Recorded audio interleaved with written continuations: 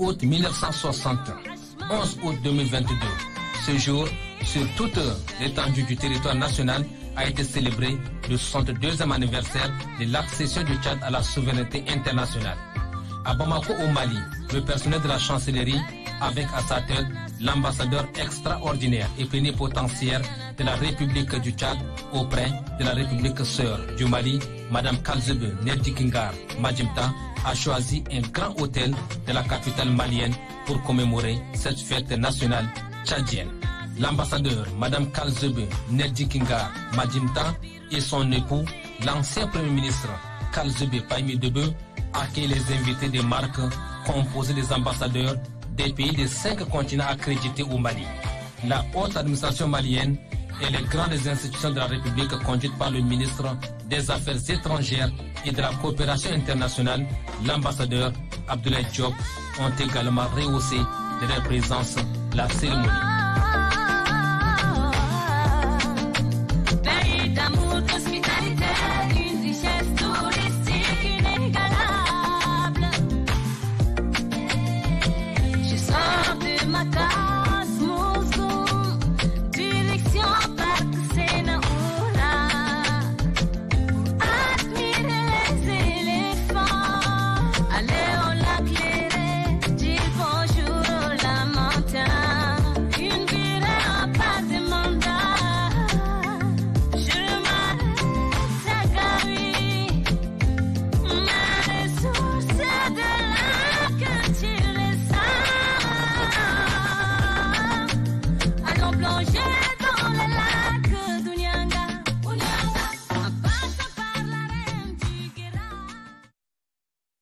La colonie tchadienne au Mali, composée en majorité des étudiants, fonctionnaires internationaux, personnel diplomatique et contingents tchadiens des Nations Unies déployés au septentrion malien, étaient également de la partie.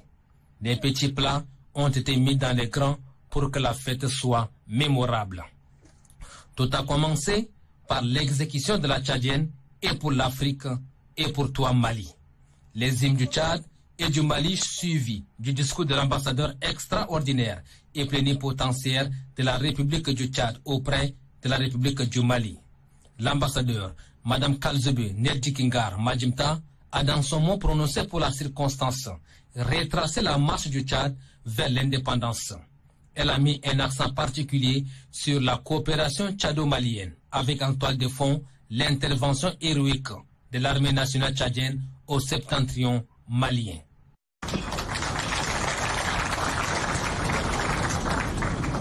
Permettez-moi avant tout propos de m'acquitter de quelques devoirs. Premièrement, de rendre gloire à Dieu qui, dans sa grâce et sa bonté, a renouvelé en chacun d'entre nous son souffle de vie et qui nous a donné la force de nous retrouver ici ce soir. Deuxièmement, de rendre un hommage appuyé à tous les éléments de nos braves forces de défense et de sécurité tchadiens, maliens et d'autres nationalités qui, dans le cadre de la recherche de la paix permanente dans notre sous-région et au Mali, ont payé et continuent hélas de payer de leur vie.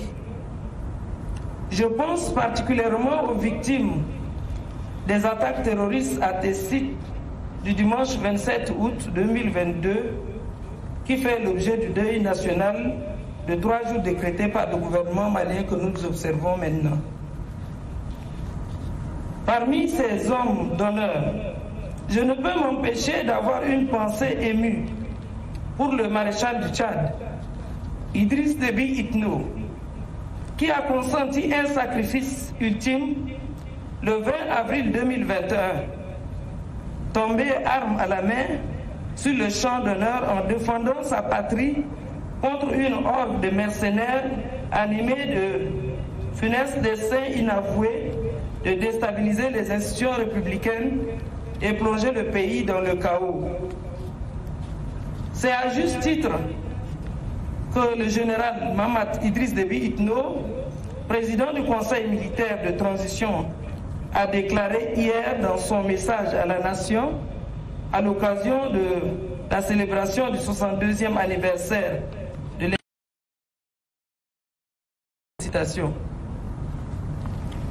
En la mémoire du maréchal Idriss Déby Itno et en celle de tous ces vaillants héros, je vous prie de bien vouloir observer 1 minute de silence.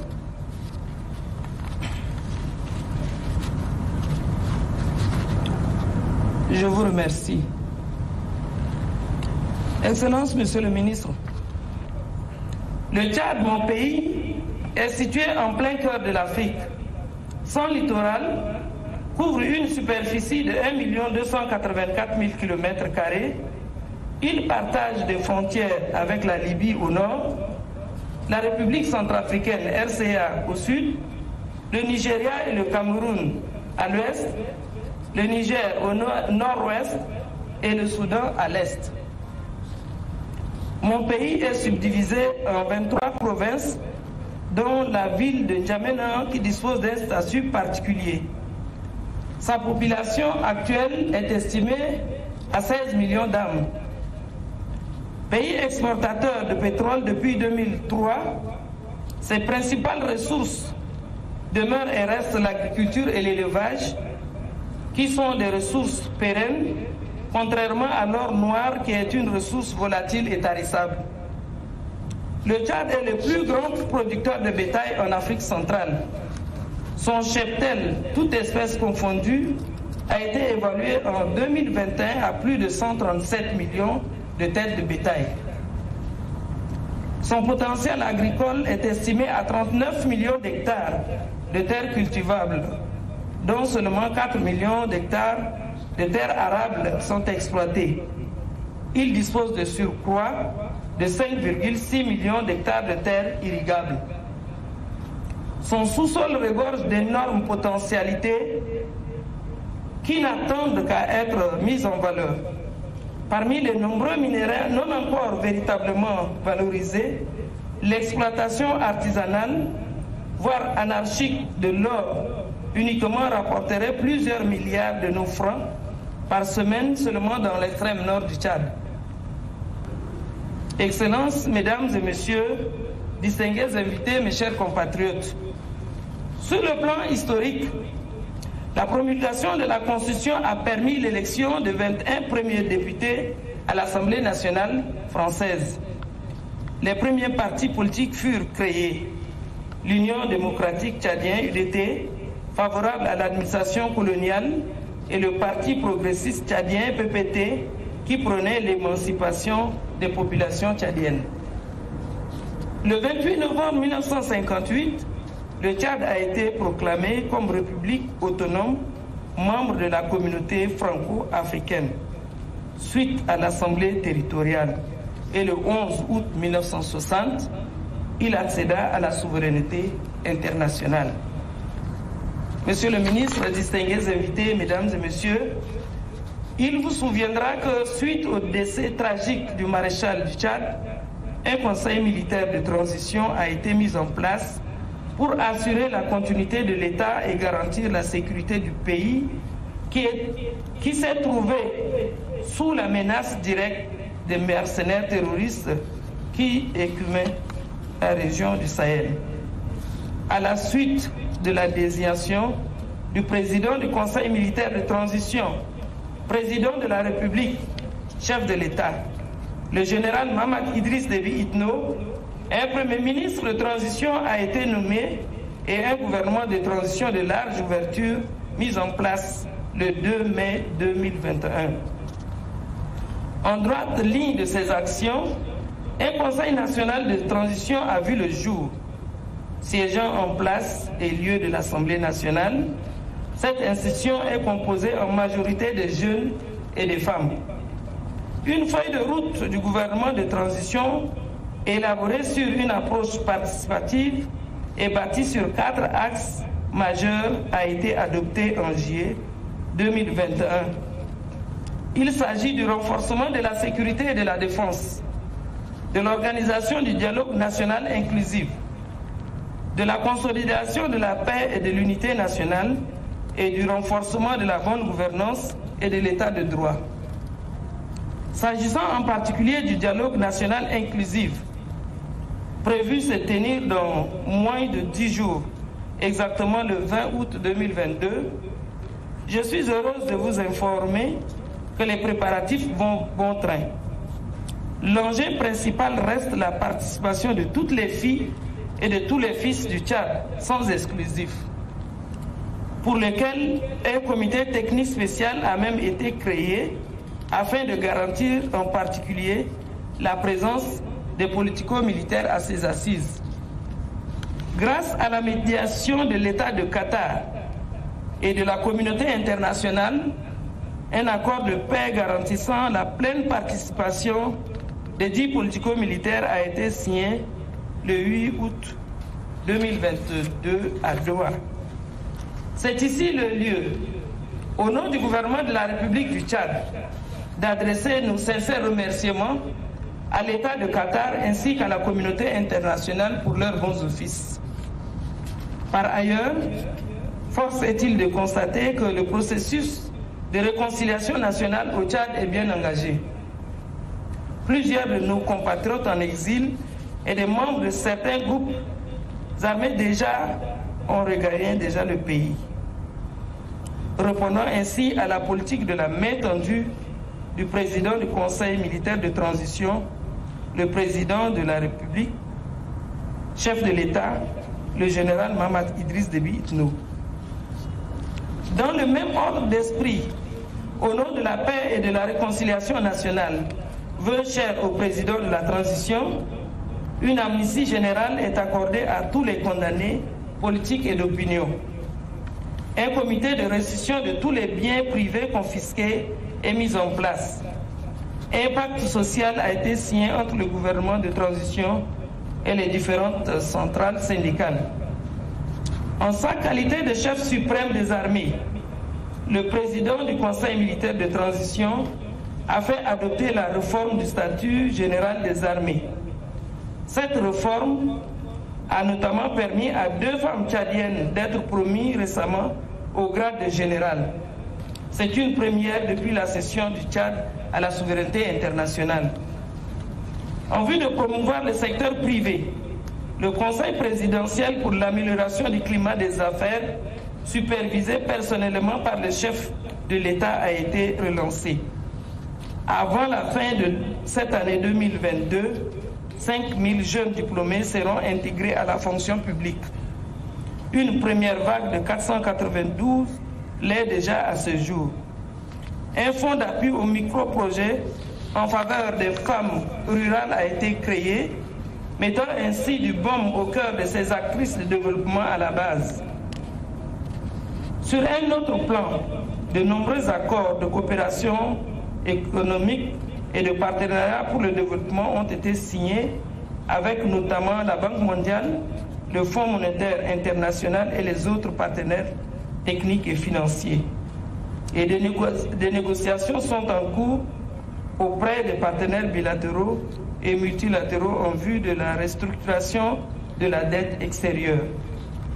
Excellences, Monsieur le Ministre, distingués invités, Mesdames et Messieurs, mes chers compatriotes, le Tchad et le Mali sont 2 pays frères qui entretiennent d'excellentes relations depuis la nuit des temps.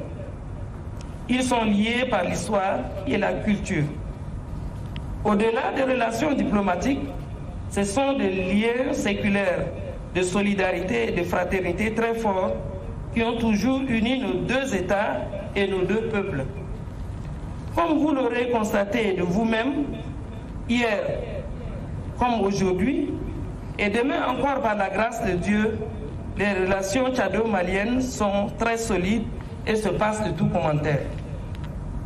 Un accord cadre de coopération et plusieurs accords de coopération technique ont été signés et appliqués avec plus ou moins de réussite. Le mieux appliqué étant l'accord de coopération technique, culturelle et scientifique. J'en veux pour preuve de nombreux cadres civils et militaires sortis des universités et des institutions de formation maliennes qui exercent avec compétence dans l'administration tchadienne et dans notre armée. Ces liens ont été renforcés. Notre pays n'a pas hésité à venir apporter son aide au peuple malien dès les premières heures sombres qui ont failli plonger le Mali dans le chaos.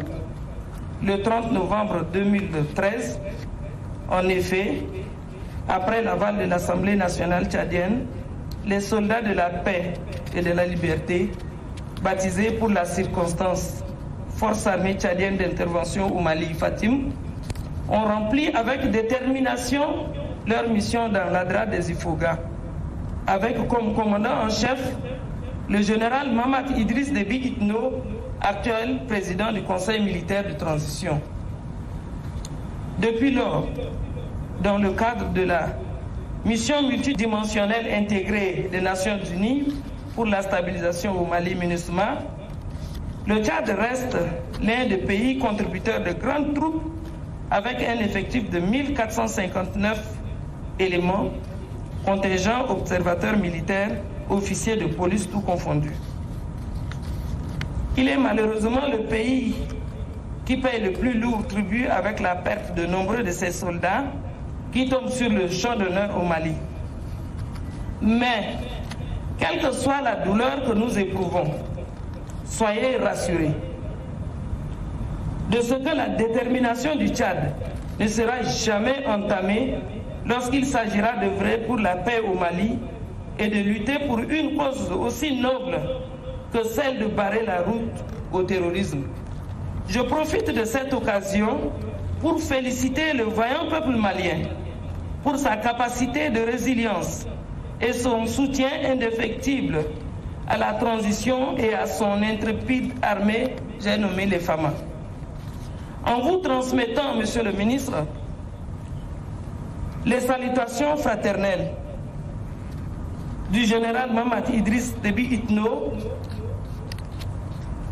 président du Conseil militaire de transition de la République du Tchad, chef de l'État, à son frère, le colonel Assimi Goïta, président de la transition de la République du Mali, chef de l'État, et au vaillant peuple frère malien, je voudrais noter avec satisfaction et beaucoup d'admiration la détermination et la solidarité gouvernementale sous le leadership et la très haute impulsion de son commandant en chef, le colonel Assimi Goïta, et son exécution par le chef d'orchestre, le docteur Choguel Kokala Maïga, pour conduire la transition dans la sérénité jusqu'à son terme.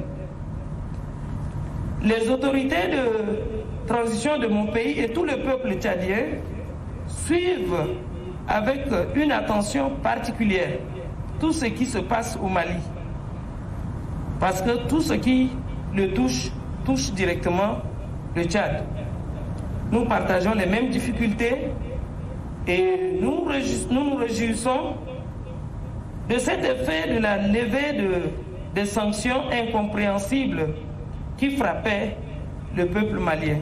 Lui emboîtant les pas, le chef de la diplomatie malienne, l'ambassadeur Abdoulaye Diop, a vanté l'excellence des relations entre le Tchad et son pays.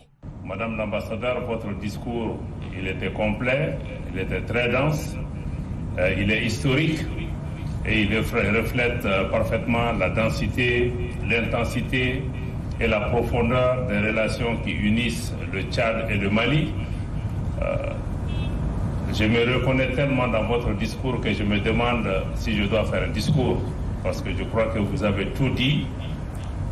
L'émotion était là, et je crois aussi que la description que vous avez donnée de votre pays, le Tchad, je croyais y voir à quelques différences près le Mali, y compris dans la taille de votre pays, sa population, sa géographie physique, les ressources dont il dispose, son enclavement et aussi tous les défis que votre pays a eu à faire face dans son histoire et aussi continue à faire face aujourd'hui.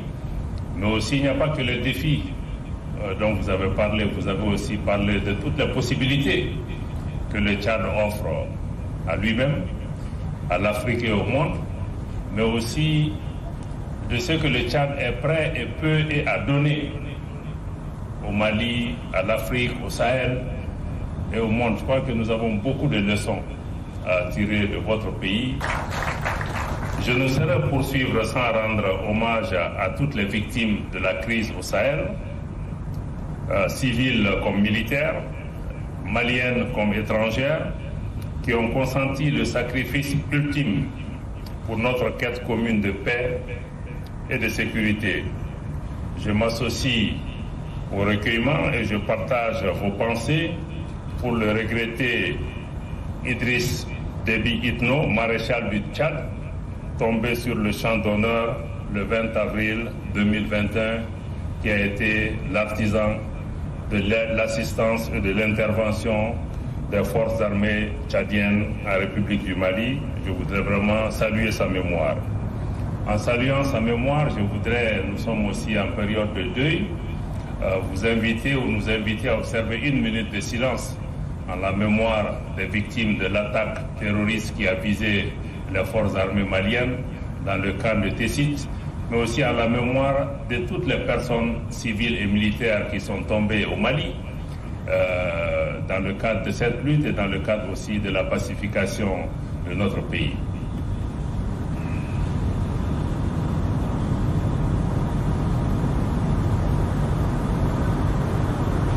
Je vous remercie.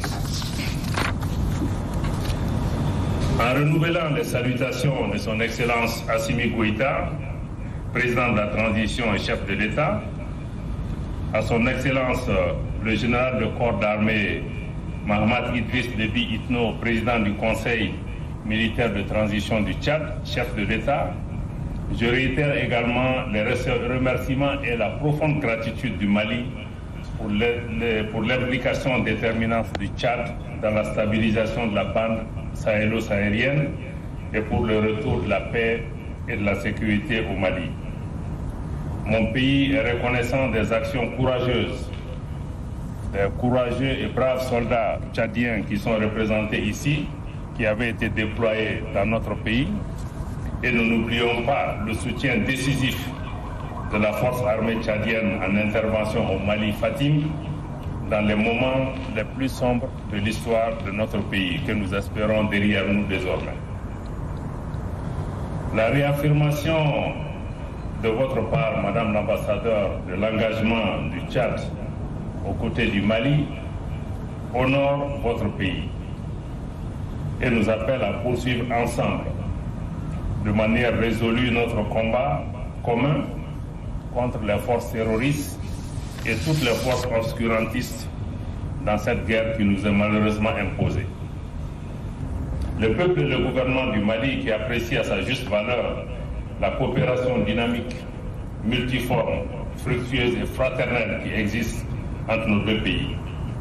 À ce titre, je me félicite de votre contribution et de votre implication personnelle en tant que représentant du Tchad au Mali pour insuffler une dynamique nouvelle à nos excellentes relations de coopération, de fraternité, de solidarité. Madame l'ambassadeur, chers invités, comme vous le savez, le Mali demeure attaché à la paix sans laquelle il ne peut y avoir de développement. Je sais aussi que pour sa part, le Tchad aussi est attaché à la paix et à la stabilité.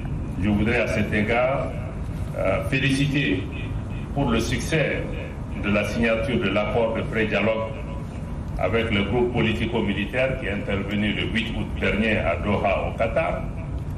Cette évolution positive importante préfigure de la tenue le 20 août en N'Djamena du dialogue national inclusif qui devrait sceller la paix, la réconciliation, l'unité entre Tchadiens, mais aussi jeter les bases d'une gouvernance inclusive et durable dans ce pays frère, pays essentiel, certains parleraient de verrou essentiel pour la paix, la sécurité au Sahel et en Afrique de façon générale.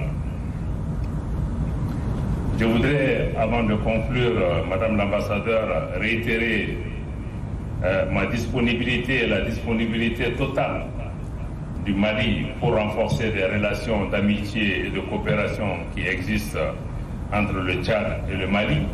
La symbiose a été parfaite. La fête a été belle avec le partage du gâteau d'anniversaire symbolisant le 62e anniversaire de l'indépendance du Tchad.